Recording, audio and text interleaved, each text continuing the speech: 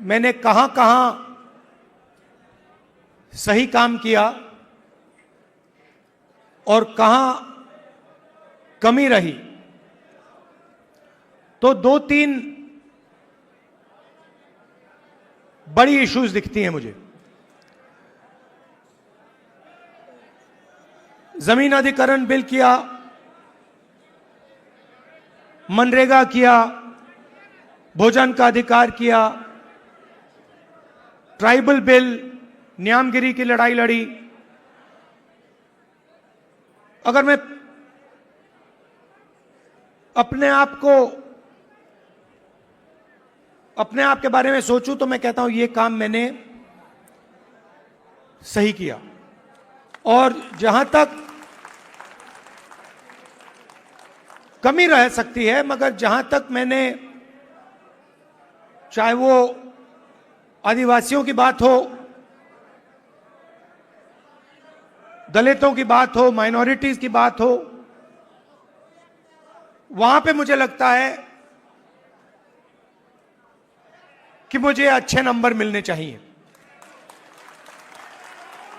महिलाओं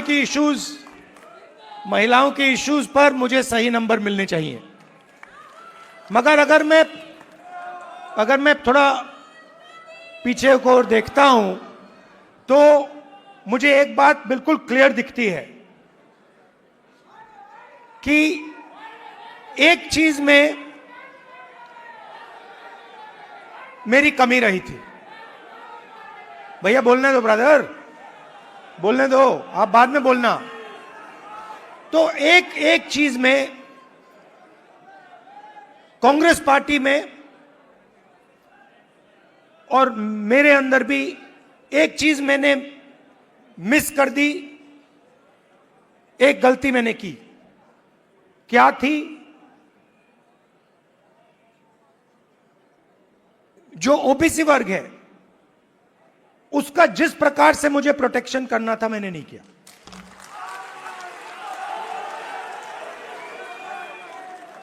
क्योंकि अगर, और इसका कारण था आपकी जो इश्यूज थी उस समय मुझे गहराई से नहीं समझ आई। मैं स्टेज से कह देता हूं कि 10 साल पहले, 15 साल पहले जो दलितों के सामने कठिनाइयां थी वो मुझे अच्छी तरह समझ आ गई। वो शायद वो ज्यादा आसान है समझना, वो क्लियर है। अनटचेबिलिटी, उनकी हिस्ट्री है, तो एकदम पता लग जाता है। आदिवासियों की भी इश्यूज आसानी से समझ आ जाती हैं। आप उनके इलाके में जाइए, जंगल, जल, जमीन बिल्कुल सामने दिखता है। मगर ओबीसी की जो इश्यूज हैं, जो मुश्किलें हैं, वो छुपी रहती हैं, आसानी से नहीं दिखती हैं। मेरी रिग्रेट क्या है कि अगर मुझे आपकी हिस्ट्री के बारे में, आपकी इश्यूज के बारे में थोड़ा सा भी ज्यादा मालूम होता, मैं तभी जाति जनगणना करा देता। वो निकल गया। और मैं स्टेज से कह रहा हूं, वो गलती है मेरी, और कांग्रेस पार्टी की गलती नहीं है, मेरी गलती है। और इस गलती को मैं ठीक करने जा रहा हूं।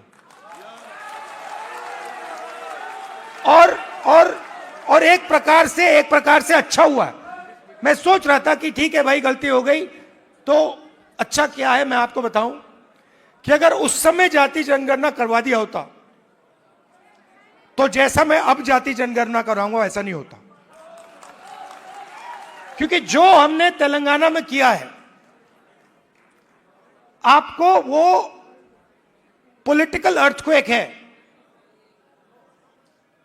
वो हिंदुस्तान की राजनीतिक जमीन को उसने हिला दिया है। अभी आपको उसका जो आफ्टर शॉक है वो अभी आपको लगा नहीं है, मगर वो काम हो गया है। जैसे जैसे सुनामी आई थी ना, मगर जो सुनामी, जिस अर्थक्वेक ने सुनामी बनाई, वो तो आपने देखा भी नहीं, वो समुद्र के नीचे था, है ना।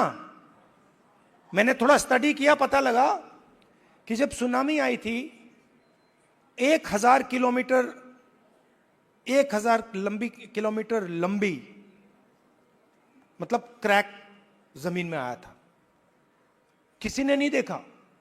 उसके बाद में 2-3 घंटे बाद उसका असर दिखा। वही हुआ है तेलंगाना में। मैं आपको बता रहा हूं, 21वीं सदी डेटा की सदी है। मोदी जी कहते हैं data data data, DDD, 4D, 5D, 3D, ऐसे बोलते रहते हैं, सुना ना आपने। 50-60 साल पहले अगर आप पूछते पावर कहां से आती है, लोग आपको कहते पावर तेल से आती है, ब्लैक गोल्ड कहते थे उसको। जिस देश के पास तेल है उसके पास पावर है, वो पूरी दुनिया को कंट्रोल कर सकता है। अगर वही सवाल आज आप पूछें तो ब्लैक गोल्ड नहीं है, आज का तेल डेटा है। और डेटा कंपनियों के पास होता है। आप रिलायंस के पास जाइए, अमेज़न के पास जाइए, वो आपको डेटा दिखा देंगे। किसी भी अस्पताल में चले जाइए, आपको वो डेटा दिखा देंगे। मगर जो डेटा आज तेलंगाना सरकार के हाथ में आ गया है, उसका देश में कोई मुकाबला नहीं है। आज तेलंगाना में हम आपको बता सकते हैं, हम आपको 1 मिनट के अंदर बता सकते हैं कि तेलंगाना की सारी कॉरपोरेट्स में, उनकी सारी मैनेजमेंट में कितने ओबीसी हैं, कितने दलित हैं, कितने आदिवासी हैं।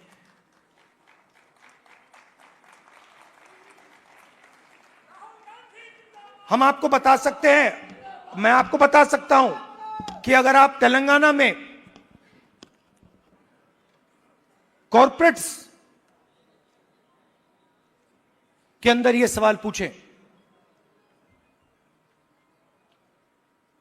कितने ओबीसी हैं, मैनेजमेंट में कितने हैं, ओबीसी मालिक कितने हैं, दलित मालिक कितने हैं, लाखों करोड़ रुपए की सैलरी मिलती है उनको। आपने मीडिया में सुना होगा 2 करोड़ का पैकेज, 3 करोड़ का पैकेज, 5 करोड़ का पैकेज, सुना ना आपने। यह आप सवाल पूछ सकते हैं, तेलंगाना में ओबीसी को कितने पैकेज मिले? 0। एक भी पैकेज ओबीसी को नहीं मिल रहा, एक भी पैकेज दलित को नहीं मिल रहा, एक भी पैकेज आदिवासी को नहीं मिल रहा है। और आप मनरेगा की लिस्ट निकालिए, पूरी लाइन ओबीसी, दलित, आदिवासियों से भरी हुई है। ये जो गिग वर्कर्स कहलाते हैं, डोमेस्टिक स्टाफ, गिग वर्कर्स, इनकी लिस्ट निकालिए। तेलंगाना में ब्लैक एंड व्हाइट है। इस देश में मजदूरी ओबीसी, दलित, आदिवासी करते हैं।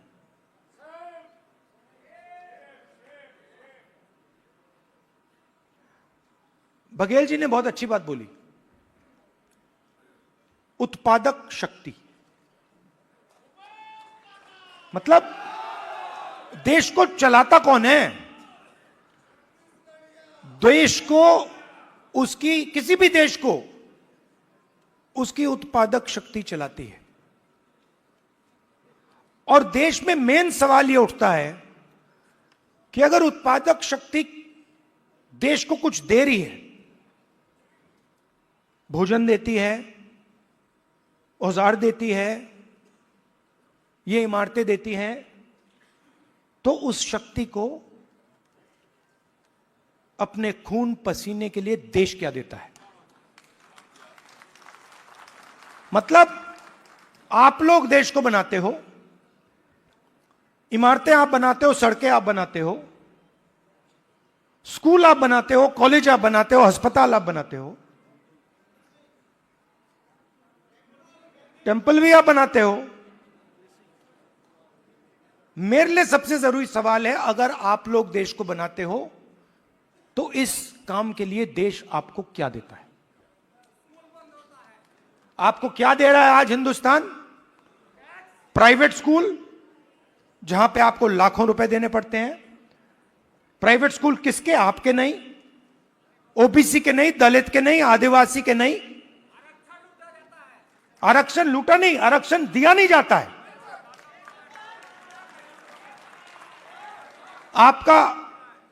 आपके जो ऑफिसर्स हैं आइडियलिज्म के साथ अंदर आते हैं, भर्ती होती है, आइडियलिज्म से आते हैं और फिर आस्ते आस्ते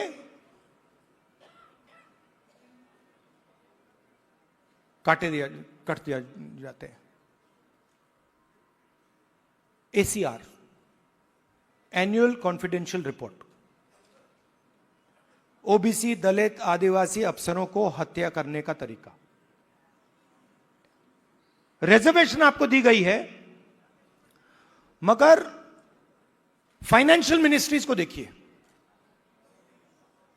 डिफेंस मिनिस्ट्री, फाइनेंस मिनिस्ट्री, बड़ी बड़ी मिनिस्ट्रीज को देखिए, और वहां पे आप नेशनल लेवल, मैंने चेक किया, वहां पे मुझे ओबीसी, दलित, आदिवासी नाम बता दो। मैंने मजाक किया, बजट बना, मिठाई बांटी जा रही थी, याद है आपको? हलवा बांटा जा रहा था, 11 लोग थे वहां पे, 90% आप लोग हो, 50-55% ओबीसी, 15% दलित, 9% आदिवासी, कोई नहीं वहां पे। हलवा बट रहा है, वो खा भी रहे हैं। आप प्रोडक्टिव फोर्स देश की, वो हलवा में जो चीनी गई वो आपने बनाई।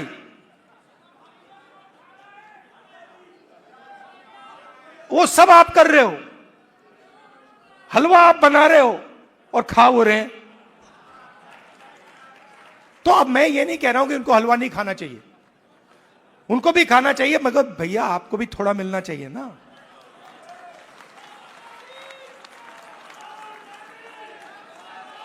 तो अब मैं आपको, आप मेरी बहन से पूछो, मेरी बहन से पूछो, कभी मिलोगे तो पूछना कि अगर कभी राहुल ने किसी चीज के बारे में मन बना लिया तो उस बात को वो छोड़ेगा या नहीं छोड़ेगा, वो पूछ लो उससे। मैं नहीं छोड़ने वाला। और मैं सिर्फ जाति जनगणना की बात नहीं कर रहा हूं। देखो, आप ये मत सोचो कि मैं जाति जनगणना की बात कर रहा हूं। जाति जनगणना तो पहला कदम है। मैं जो आप की, जो बघेल जी ने उत्पादक शक्ति की बात की, मेरा लक्ष्य है कि उस उत्पादक शक्ति को हिंदुस्तान में रिस्पेक्ट और हिस्सेदारी मिले।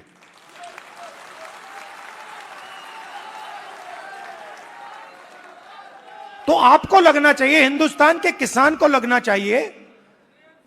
आज आप हिंदुस्तान के किसान से पूछो, आपके बेटे के लिए क्या सपना है,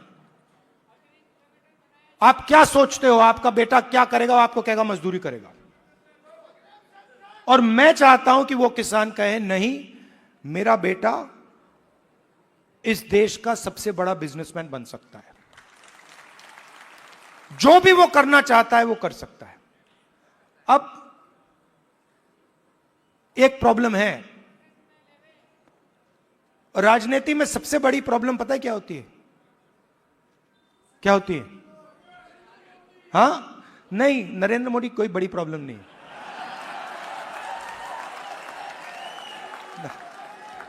वो नहीं,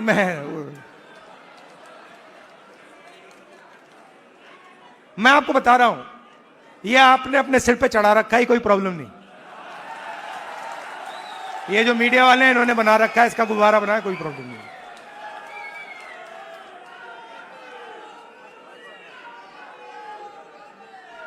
अब पहले तो मैं मिला नहीं था, अब 2-3 बार मैं मिल भी लिया हूं, बात समझ गया हूं मैं, कुछ नहीं उसमें।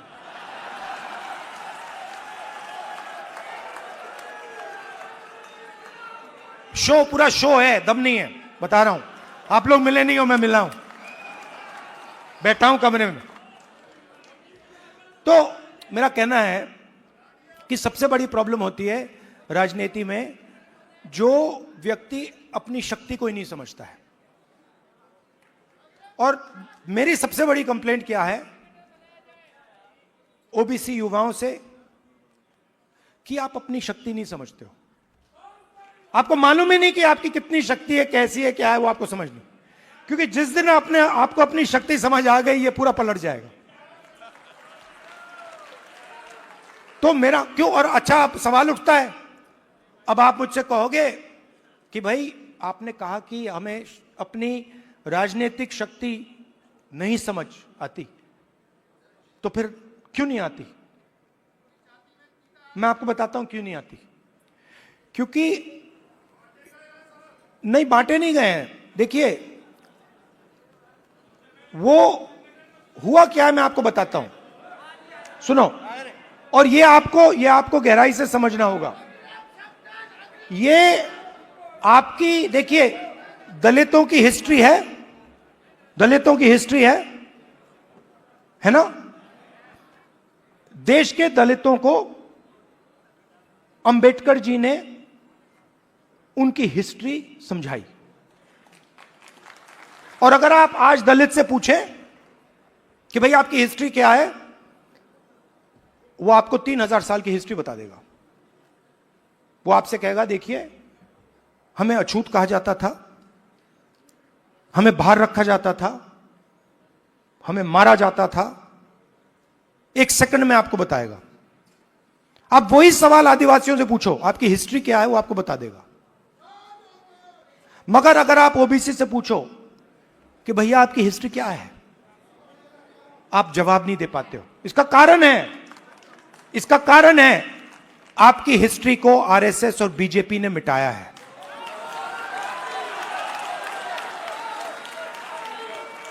आपकी हिस्ट्री को, जो देश की उत्पादक शक्ति की हिस्ट्री है, उसको आरएसएस और बीजेपी ने मिलकर मिटाने का काम किया है।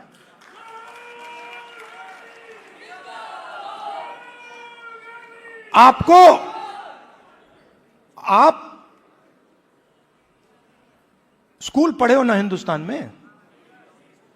स्कूल पढ़े ना? आप मुझे बताओ,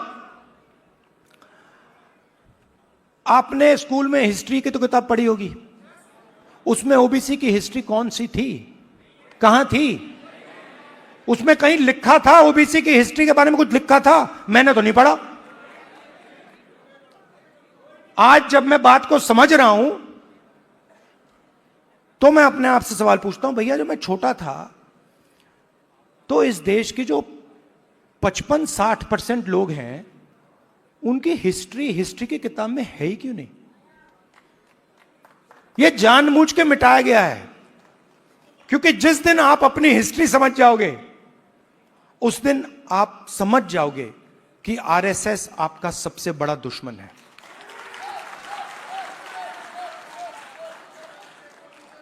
और आरएसएस ने आप पर आक्रमण किया है, और यह कोई नई बात नहीं है, यह हजारों साल से आक्रमण कर रहे हैं आप पे, मनुवादी वही। और ये हर लेवल पे होता है, हर लेवल पे होता है। ये एजुकेशन में होता है,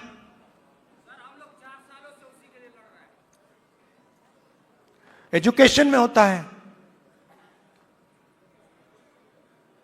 बिजनेस में होता है,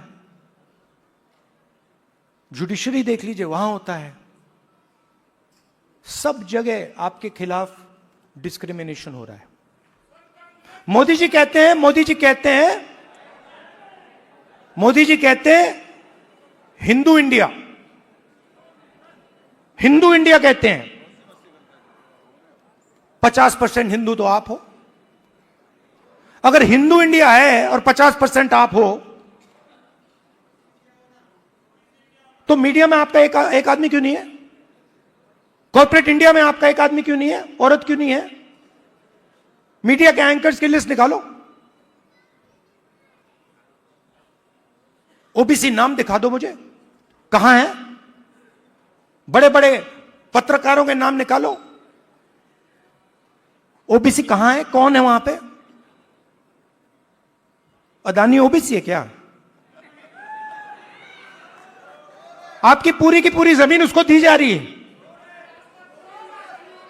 पूरी की पूरी आपकी जमीन ओबीसी दलित आदिवासियों की जमीन छीन छीन कर अदानी को दी जा रही है, अंबानी को दी जा रही है, टाटा को दी जा रही है, इन लोगों को दी जा रही है। इनके सिस्टम में कोई ओबीसी है ही नहीं, दलित है ही नहीं, आदिवासी है ही नहीं। तो इसलिए हमने कहा है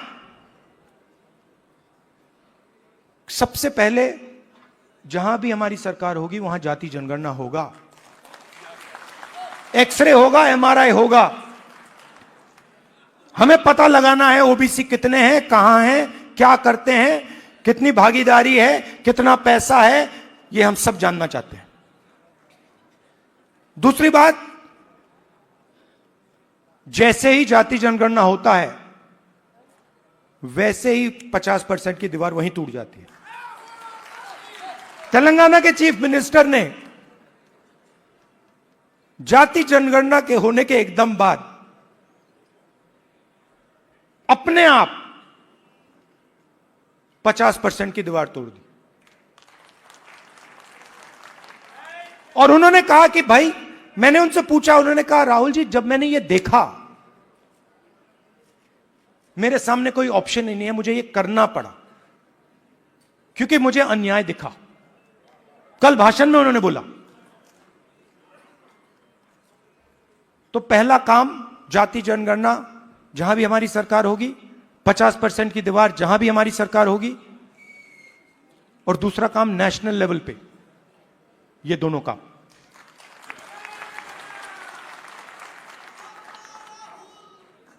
प्राइवेट एजुकेशन में तेलंगाना में बड़ी इंटरेस्टिंग बात आई। तेलंगाना में यह पता लगा कि अगर किसी व्यक्ति के पास शिक्षा है तो वो तेजी से आगे बढ़ता है। Education is critical to progress. और तेलंगाना में दूसरी बात पता लगी कि अगर आपके पास शिक्षा है और अगर आपके पास अंग्रेजी भी है तो डबल बैरल प्रोग्रेस होती है। बीजेपी के नेता कहते हैं अंग्रेजी को हम हिंदुस्तान से मिटा देंगे। नहीं, मगर आप उनसे एक बात पूछिए, आप अंग्रेजी मिटाना चाहते हो मगर आपके बच्चे कहां पढ़ते हैं? आपके बच्चे क्या हिंदी मीडियम में पढ़ते हैं या इंग्लिश मीडियम में पढ़ते हैं? आपके बच्चे क्या लंदन में पढ़ते हैं, अमेरिका में पढ़ते हैं, वहां क्या हिंदी में पढ़ते हैं वो? नहीं। तो रीजनल लैंग्वेज, रीजनल भाषा, हिंदी, तमिल, ये सब जरूरी हैं। बंगाली, पंजाबी, कन्नड़ा, ये सब जरूरी हैं, मगर उसके बिल्कुल साइड में अंग्रेजी भी जरूरी है। इसीलिए हमारा तीसरा मुद्दा reservation in private education institutions. मतलब प्राइवेट एजुकेशन सिस्टम में दलितों को, आदिवासियों को, पिछड़ों को रिजर्वेशन।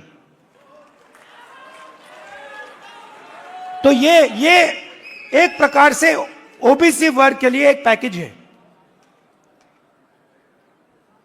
एक कमी रही है जिसको थोड़ा सा आज हमने डेंट मारा है। देखिए, ये जो कांग्रेस पार्टी है ना, ये आपकी भी पार्टी है, हमारी ही है, तो इसकी लगाम आपको पकड़नी पड़ेगी। हमारे सीनियर लीडर बैठे हैं, सिद्धरामैया जी बैठे हैं, चीफ मिनिस्टर हैं, बघेल जी हैं, गेहलोत जी हैं, पायलट जी हैं, नारायण स्वामी जी हैं। ये आइकॉन्स हैं आपके, ये आइकॉन्स हैं, मगर हमें ऐसे और आइकॉन्स चाहिए। इन 3-4 लोगों से नहीं होगा काम। हमें 40-50 ऐसे लोग चाहिए जो हम मतलब पूरे दम से ओबीसी विजन को आगे बढ़ाएं।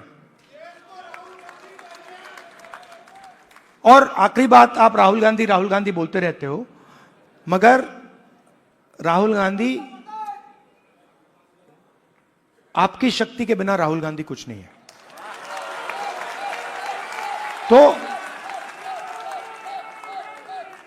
तो मेरा काम आपकी शक्ति को अलाइन करने का है। और देश के मैं ओबीसी वर्ग से, युवाओं से कहना चाहता हूं, जो मैंने शुरुआत में कहा, मैं अपनी साइड से कह सकता हूं, कांग्रेस पार्टी के साइड से नहीं कह सकता हूं। मैं अपने साइड से कहना चाहता हूं कि जिस प्रकार से मैंने ओबीसी वर्ग के लिए काम करना चाहिए था,